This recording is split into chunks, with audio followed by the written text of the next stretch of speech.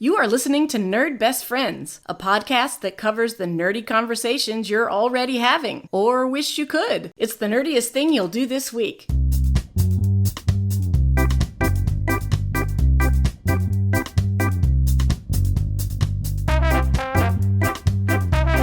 This is Analese. This is Rob. And we are your nerd best friends. We know you're book nerds, reading nerds, and you're going to love this episode.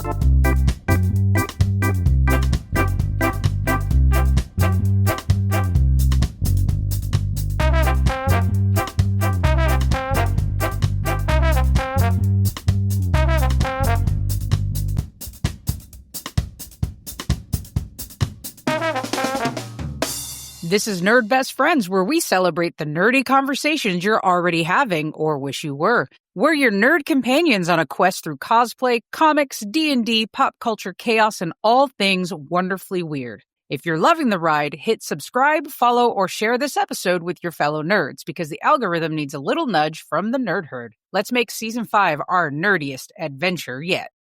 This is episode 79. We've got a good episode for our book and reading nerds, Rob. But in the meantime, before we get to that, how you doing? I'm doing very well. How is fall treating you? You know, there's just this gorgeousness. I think I've said it every year since I've moved up here to Northern California. But man, fall here is a thing, and it's so beautiful. How are things going by the beach? Things go by the beach are pretty good. We got a little rain, so that was wild. That never always happens. Could use rain. Yeah, that's true. Yeah. That's true. No, it's been going really good. October is, I don't know what it is in my life. I have attracted, maybe one of our astrology friends could tell us. Everyone in my life was born in October. There's so many October birthdays. That's interesting. It's really weird.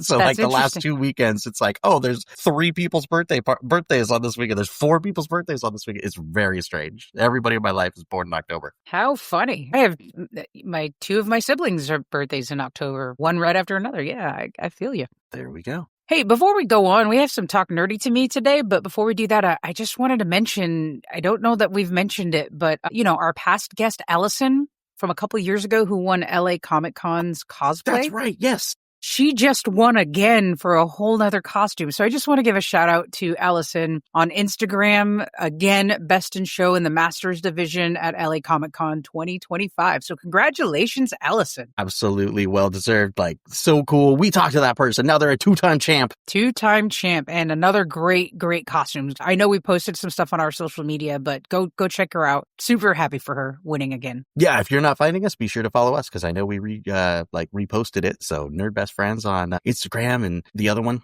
TikTok, Threads. Instagram, Facebook, Friendship app. Friendship Match app. That's the one. That's the one we're creating. One.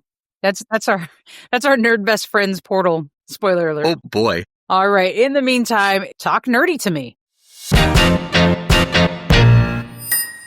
Okay, Rob, talk nerdy to me for this episode. Yeah, I don't know what, I see the notes here. I don't know what you're talking about. You and I both have a theme to this month every year. Okay.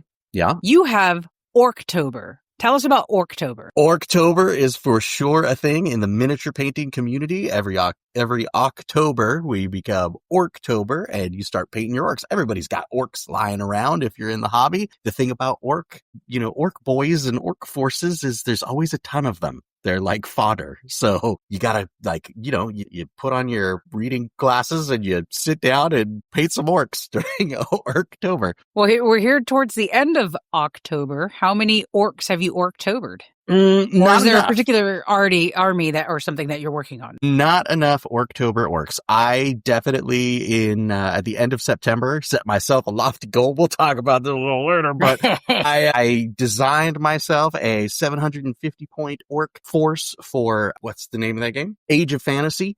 Okay. I was going to play some Age of Fantasy. I built myself a 750 point orc army based on models I already had. I didn't have to buy anything. They were all set to go. It might have been a little lofty.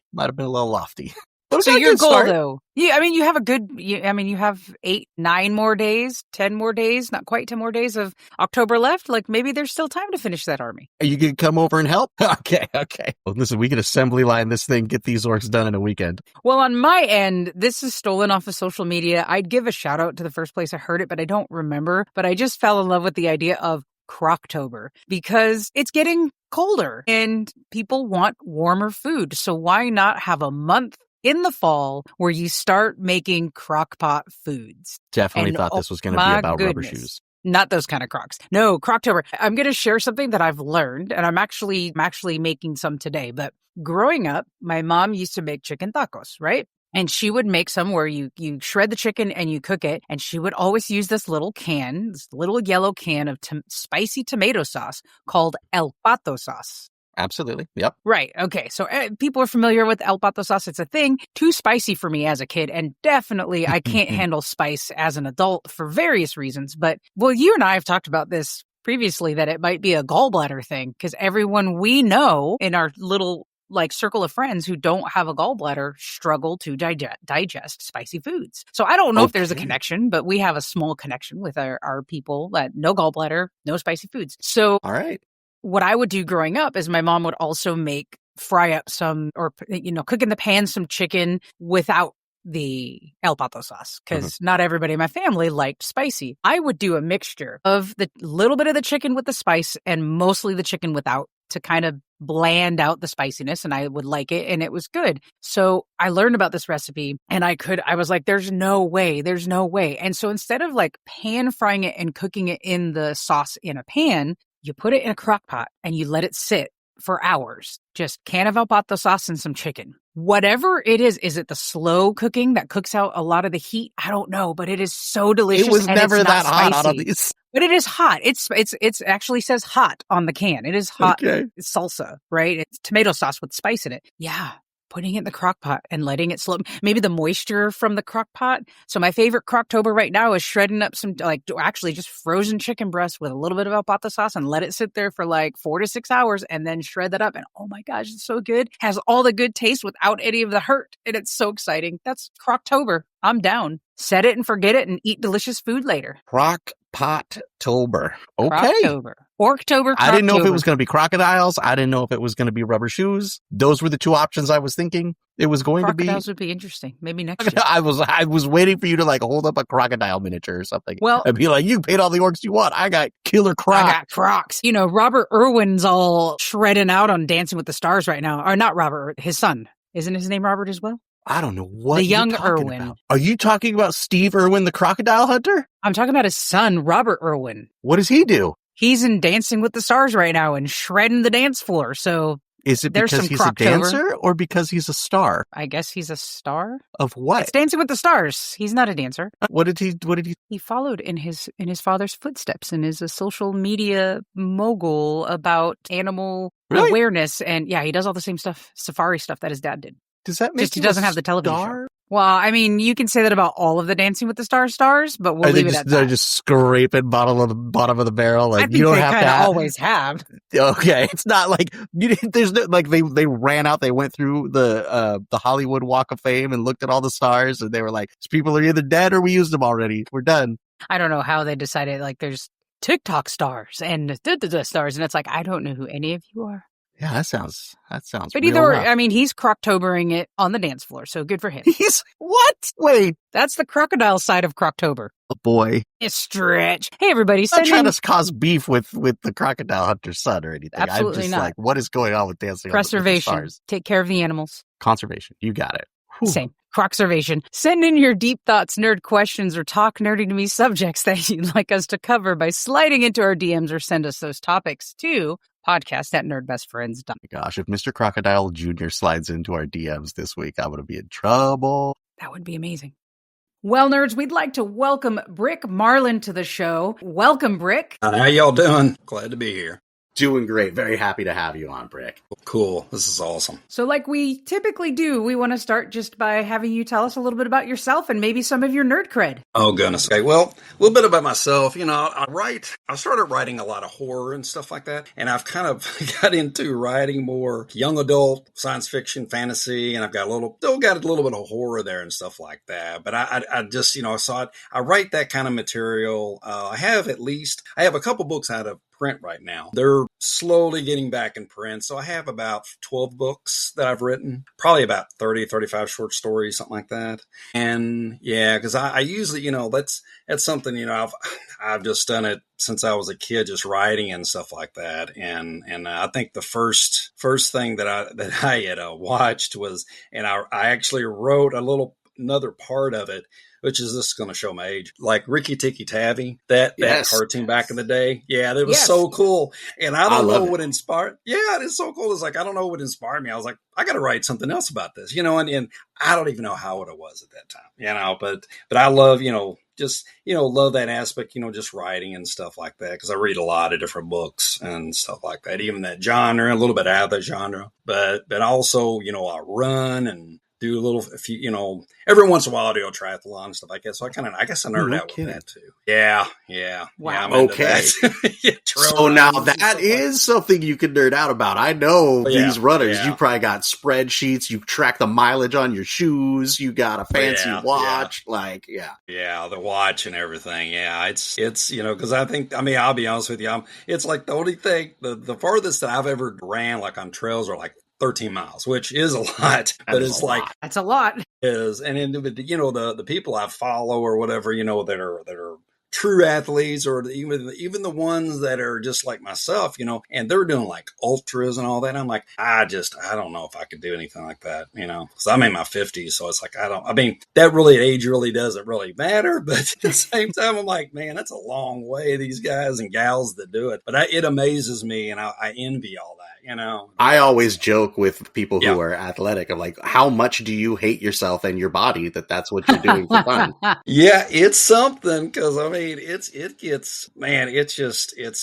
it gets hard, sometimes, but like the trail running community, it seems like when I do these little races, I did one last week. And so last weekend, and it seems like the camaraderie is so really cool and stuff. And people just, if you slip and fall, which I've done a few times, and, people are like, you okay? You doing okay? You need us to help? Or, and I'm like, I'm the same way with, if anybody else does it, because I'm like, I don't want to see somebody fall, which I've seen it, like I said myself too. But yeah, I really nerd out about that a lot, besides my writing and stuff and reading and stuff, so. Is that a place where you flesh out ideas? Like, that's a long time kind of alone with your thoughts, right? Is that a place where you're working out stories, or? Yeah, it helps out a lot. So. Yeah, because I just kind of go out and I put my tunes in or whatever in my ears, and then, something. Sometimes I get ideas out there, sometimes not. So, yeah.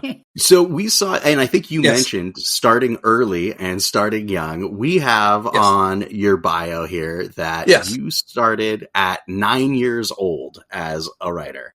Yeah, that's right. I think it was. Yeah, I think it was. It was at least 9. Yeah, because I think that's when I started really getting into writing, because I think what struck it, besides, when I was talking about Ricky Tikki Tavi, which I hadn't thought about that in a long time. But when I was in 6th grade, the teacher was like, well, let's all write a scary story and stuff like that. And, I was right. I forgot what I wrote about, but it was kind of cool because, it was like paper mache. We put everything together in the book, and stuff like that. But yeah, I was quite young when I got into writing and stuff. And how does an elementary school student get an audience for that writing? Like, what kind of support system did you have at that point? Oh my gosh, I don't know. I think the classmates thought I was nuts.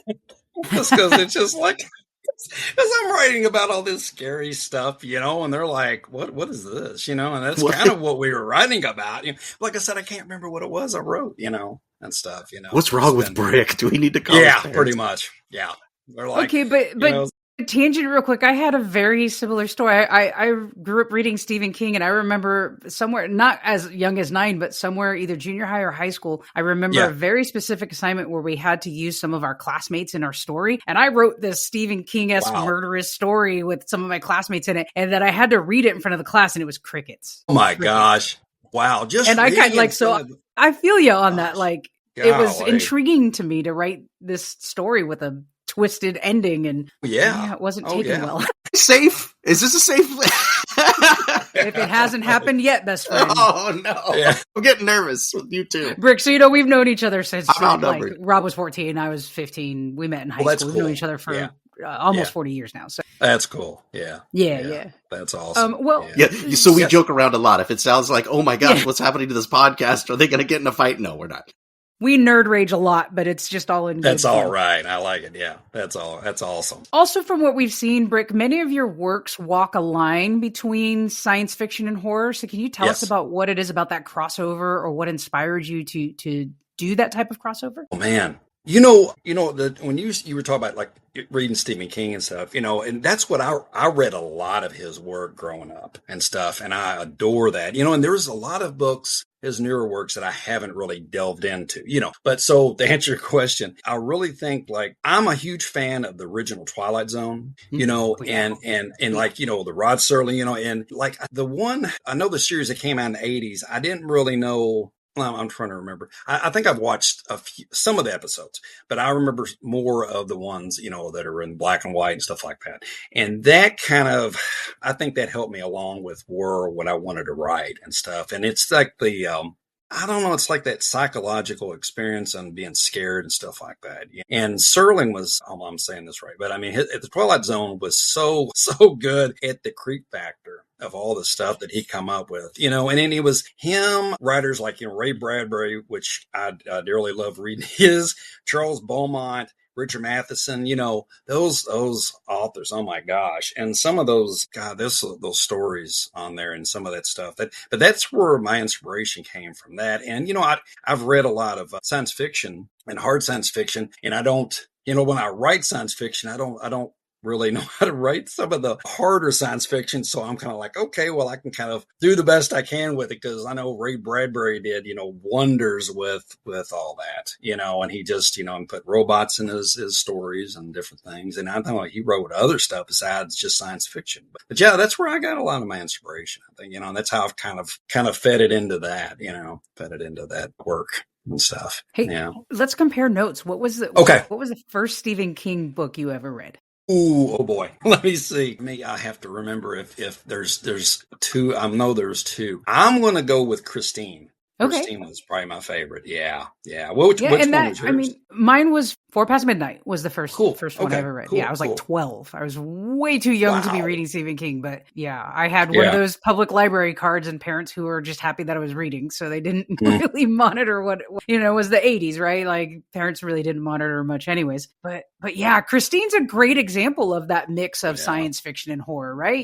My gosh, that was just so creepy. Great comparison. Yeah. I couldn't tell you when I went on from there, because I'm pretty sure it was Christine, because I read like that, Pet Cemetery and Salem's Lot, The Shining, and just onward with that. Yeah, really. Well, I also love Rod Serling's Twilight Zone, and I love Ray Bradbury, and these are big influences for me too. So I'm loving that answer. That's right up our alley. The other thing that we saw when reading about you in preparation was a quote you had about being a dungeon master, playing hours and hours of Dungeons and Dragons. So I'm forever dungeon master in our games. I'm a big D&D guy. Tell me about your experience with Dungeons and Dragons. Oh my gosh. It's funny because I haven't played, I regret to say, I have not played Dungeons and Dragons for a long time. And when I was a kid, I was playing it. And the campaigns that I ended up going through before I was like a dungeon master. And I'll be honest with you, I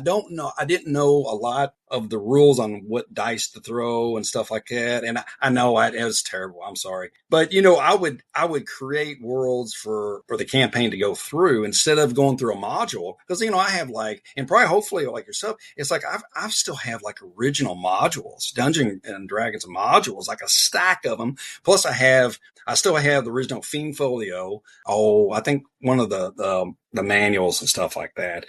But yeah, the stuff that I did, it's like I had instead of like the one, for whatever this one story that I remember, there was a monster in the monster manual. I think it was the second one. I'm hoping I'm saying that right.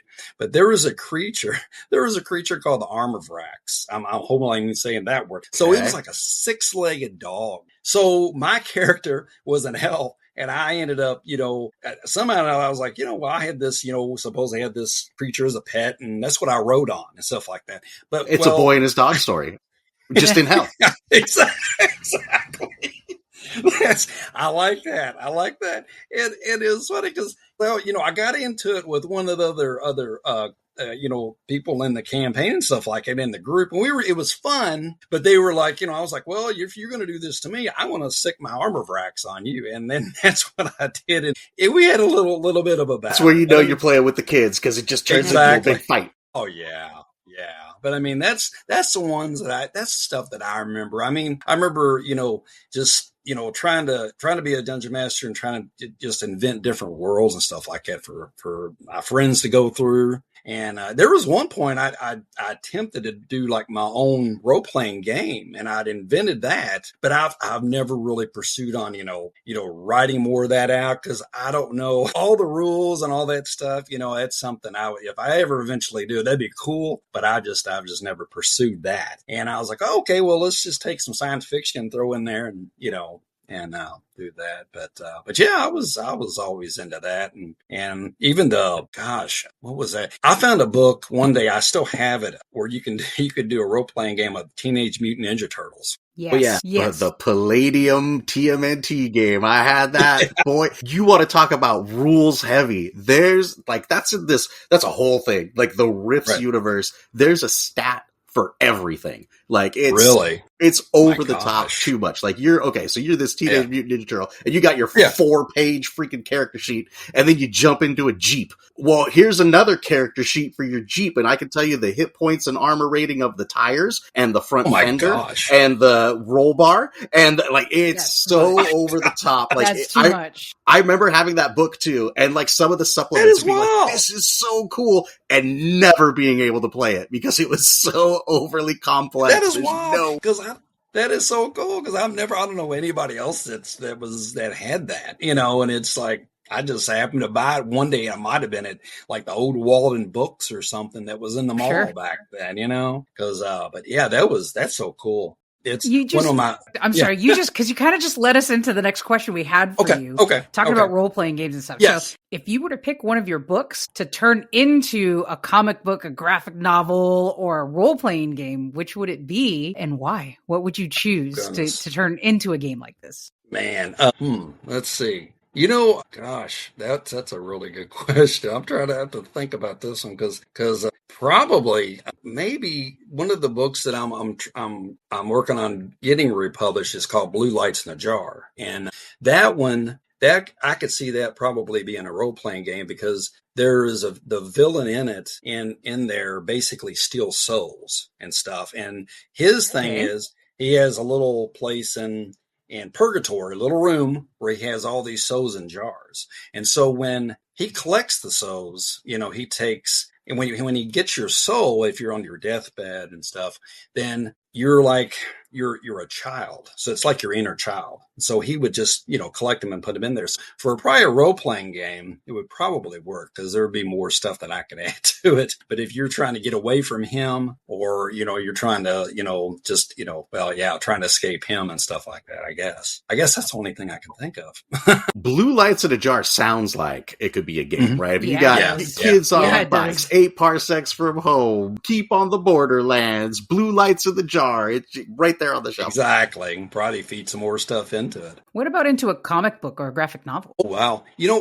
That would work. That or, goodness gracious, probably someone like one of my books that I had written, Sectors, that has an array of different things going on, because you've got 2 boys that are going into a haunted house, but they find themselves in a different dimension and stuff. And so I added vampires in there, werewolves and other stuff, other creatures, and even a cannibal that one of the boys he friends, and the boy's a cannibal, but they just become best friends and stuff like that. So I could see that probably being a graphic novel. Yeah. That sounds actually really cool too. Thank you. Well, if you don't mind, Analese, backing up a little bit and getting kind of into that, into your genre and stuff, are your stories in a shared universe? Are they all standalone, or a little bit of column A, a little bit of column B? What are you writing? There is let's see, the newest books is a standalone, and it originally wasn't. But let's see, Shadow Out of the Sky. That was more of the really more of a horrific book. But so that one and one book called Ozarium, those two go together because at the end I just kind of lead it into Ozarium, and Ozarium becomes more science fiction and stuff because the world it's basically like the apocalypse. So with Shadow Out of the Sky. But and then it just kind of leads into a whole new world of an Ozarium. So the standalones I know are gosh, because that's really the only two that go together. Because there were two in I wrote years ago that I put together, but they were really, the writing's okay. It's just not as good as I probably wanted it. So I don't know if I'll ever write them. Try to get them republished. I'm just critical. I'm sorry. I'm just a little critical when it comes to that. We always growing and learning, right? Exactly. But yeah, so I mean, mainly it's goodness gracious, yeah, because I mean that's the only two that I could think that would go together: the Ozarium and Shadow Out of the Sky. Everything else is pretty much standalone. And it could be post-apocalyptic world building, or do you do some things like in modern times or past? The modern times will be Blue Lights in a Jar, and some of the other stuff. I have one called that I'm trying to get republished, and it's more fantasy, more dark fantasy and stuff. And so that one's called Land of the Dead.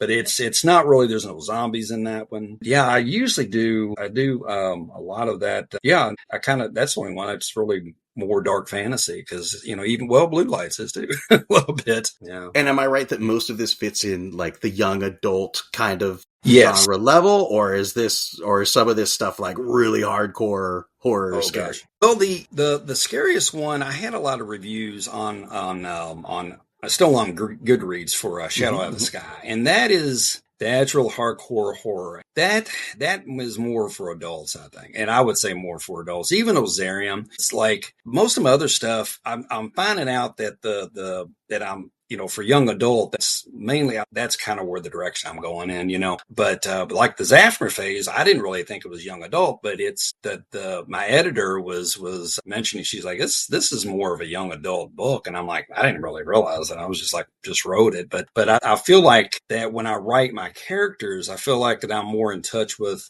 some that are like when I was like 16 years old or 17 years old and stuff like that. And, I think I'm writing one now, because I have so much work that I've got to sit around, but I have one that I've just like started it in like in the 80s and stuff like that. Just to, since I remember so much of the 80s and stuff. But yeah, that's pretty much where. I mean, that makes sense to me. That age, kind of, 15 through 18, when there could still be adventures, before you got to grow up. It's like every day's the same. Exactly. Yeah. And Brick, we got connected because of your newer book, The Zephnarr Phase. Yes. You want to talk about that one a little bit? Sure. It's definitely it's a young adult sci-fi thriller. And the premise is there's a lady named Sarah, and her boyfriend, they get split up, and she is trying to find him and trying to search him out. And she just falls into more problems and such. Cause, it's a dystopian world. So, supposedly, like, if you, like, for her and her boyfriend, they got pregnant, but they did not go through the correct, paperwork. They were supposed to, basically turn in all this paperwork and make sure that it was allowed to be, to have that, to be pregnant. So, and they did not do that. So basically what happens with her is she goes through, and when she's trying to find her boyfriend that doesn't show up at home, then what I call the M Corp agents, they come and they collect her and stuff like that. And so from then on, she has one heck of a ride, but it's very science fiction and stuff, and definitely, in the thriller category and stuff. But yeah, she has a ride with that, and she even she gets away from them, and she has to cross over into the Forbidden Zone. And she finds out the Forbidden Zone is not as delightful as what she thinks it is and stuff like that. So, but it's crazy because, I've added so much stuff into it, and I didn't really know when I wrote it. I was like, well, I wanted to see where this thing's going and stuff like that. And my publisher really enjoyed it after, I sent it to him. But yeah, it's definitely, it's got some creep factor to it and stuff. That is interesting. I don't know that there is a lot of fiction or stories that I'm familiar with that has a pregnant woman protagonist as a main character. So that is another layer. Right. Yeah. That's because she goes through a lot. I put the character through a lot of trouble and stuff like that. But she's a very strong woman, and she just goes through a lot of stuff. But the Zephnarr Phase is basically, when I named it, it's basically a virus that you get when you teleport. So it's just one of those things that, so supposedly the virus had been around, and where she went through the forbidden zone, and she ended up where she is and stuff like that. And she basically, this place like gives her a whole new life, even though she's trying to find her boyfriend still. And, they're like, oh, you can have this, you can have this and have that. But you're, you can have the option to teleport and stuff like that. So she's teleporting, trying to find her boyfriend, and she does not realize she gets that virus and stuff. And she also finds her boyfriend, not to spoil anything, but she does find her boyfriend, and he has the virus. But it's not good. So it's like time is she might land like in one spot and then, go back home, then land in the same spot tomorrow, and it's totally different. It's like the landscape's different and people don't remember her, stuff like that. Yeah. So wow. So it's very crazy. It's like my mind I come up with so many different things, and it's like sometimes I feel like it's a little overwhelming. I'm like, well, maybe I need to, kind of draw back some of this stuff for a reader, because the people that have read my stuff, they seem, I'm very grateful, because I'm like, I'm just amazed. I'm like, they really enjoy it, and I'm like, I'm just grateful that they enjoy the stories and stuff like that. One of the things that I've been really into lately, our next question is about like, what's your nerd obsession? What are you into right now? And one of those things for me has been the Andy Serkis Planet of the Apes movies. I never caught up with those, and so I'm watching them all now for the first time, and I'm absolutely in love with them. So of course, as soon as you're talking about like, oh, you can catch these, I'm like, oh, it's the simian flu, it's gonna wipe out the I have not watched those. They're so good. Oh, really? I was like, kind of dismissive. I'm sure they're kind of popcorn cheesy. They are actually so good. That's cool. That's cool. I highly recommend finally getting around to watching them. But that's what's on my TV, that I'm thinking about all the time. What are you into these days? What are your kind of nerdy influences? And goodness. Well, I just finished today, because I wanted to see if you guys like this, is I finished Peacemaker. I finally finished the second season of that. And man, that's some crazy stuff. I mean, it's because, are you all fans of DC comics and stuff like that? I am. Yes. That type. Okay. I don't know if you, okay. Yeah.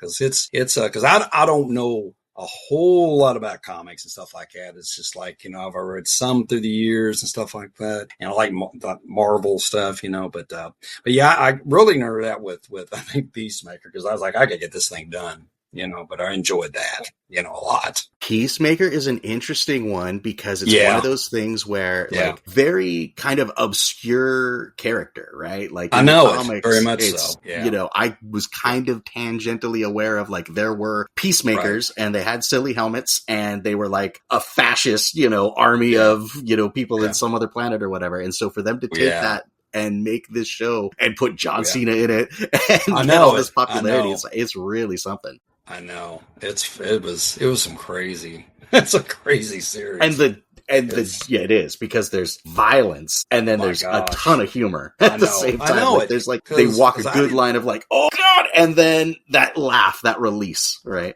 Exactly, because I didn't know going into it. I didn't know if it was going to be like kind of real goofy or not, and I was like, well, I'll give it a shot. And I was like, man, this is pretty good stuff, because I like some weird stuff, and I was like, man, this is interesting, But it's like because I did love like. When James Gunn does films, it's like I really like his work and stuff like that. So I did see Superman, and that was cool. That was cool. Yep, and Peacemaker showed up in there being. I know, I saw. Just the same. I was like, what the heck? Superman, what a weenie, this guy. Yeah, that's just crazy. Yeah, crazy stuff. So, Brick, Zephnarr Phase sounds really interesting. Yes. All Yes. the Blue Lights in a Jar. You said you're trying to reprint that one. It's not Yes. out for Yep. print Trying to get right that now? republished. Yes, ma'am. Yep. Yep. What's the best way for our listeners to find you, connect with you? Oh, goodness. Okay. So I have pretty much most of my reviews of all my work and stuff like that on my books are on goodreads.com. I'm definitely on Facebook. I'm on Instagram, Blue Sky. I just recently got on TikTok. So so I've been messing around with that. And gosh, I have a Patreon page too, and I'll drop some writing on there. Every couple of weeks, I'll drop some writing, some short stories. I'm serializing a novel that's actually out of print. And I started, just like, well, I didn't really know it was a werewolf novel. And so I was like, well, I'll just start dropping that in there and stuff like that. And it's more of that dark fantasy and stuff like, dark fantasy genre, I guess. But I wrote that a long time ago. And so, but yeah, are you updating it as you're dropping it? As you're redropping yes. it? Are you updating it? Yeah, that's cool. Yep, yep. Every time I do. Yep. Yeah, I sure do. Yeah, because I try to drop, like I said, every couple of weeks I drop a chapter or two in there and stuff like that. So yeah, but it was fun to write. So to be super clear for the business side of it, those social media handles, what are they? Goodness. One, I know it's at Brick Marlin Brick Marlin. Okay. If it's just at Brick Marlin, I'm trying to think of my TikTok. Since I just got on there, it might be marlin.brick on that, but it's definitely, you can look up. Yeah. That probably just punch in my name. It's like, yeah, that's all they do is type that in. Very good. I'm very excited. I think Zephnarr Phase is right up my alley for sure. And I'm going to be adding that to my to read list. It was super cool chatting with you about your books and your nerdiness, and very fun. Yes. Definitely want to encourage our listeners to go check out your works and your Patreon page and your social medias. And we would love for you to stick around for a minute as we will come right back and talk about the nerdiest things we did this week. Okay. That sounds great.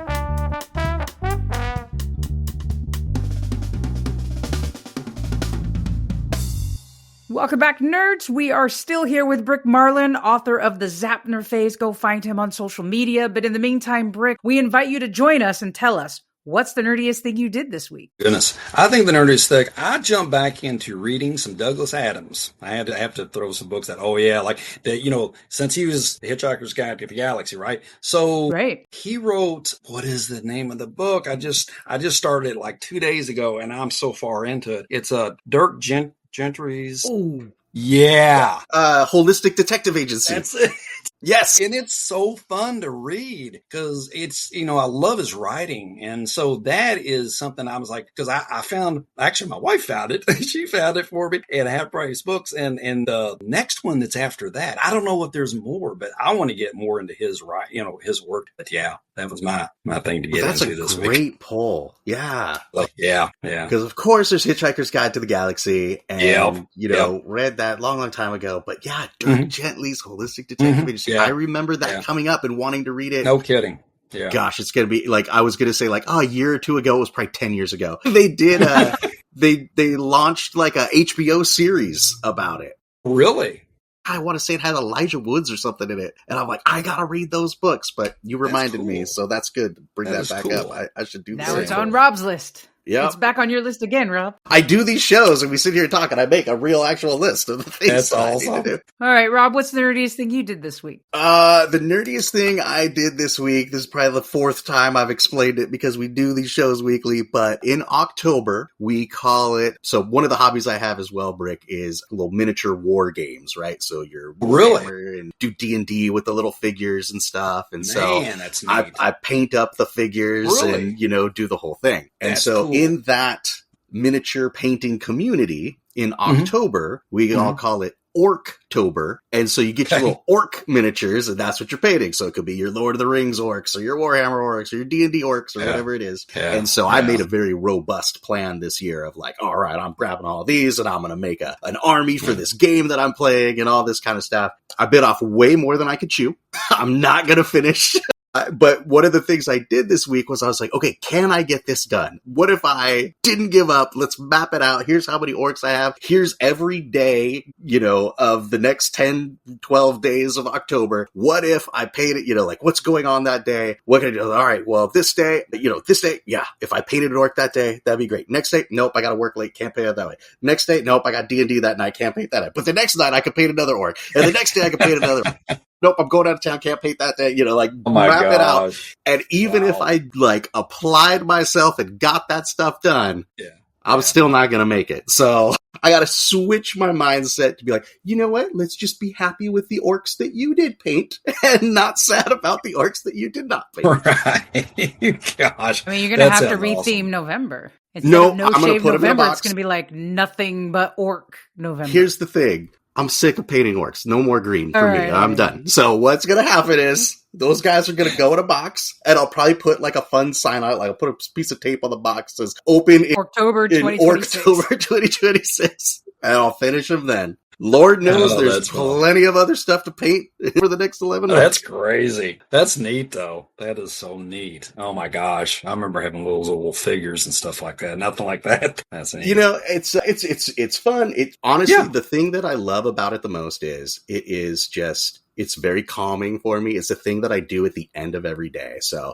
in my day job, I'm staring at a screen all day. You come home, you do other stuff. You're staring at the screen all day. But I set aside that time, hour and a half, 2 hours before bed. It's just maybe audiobooks or podcasts and little paint and little guys, no screen. But that's awesome. That is very calming.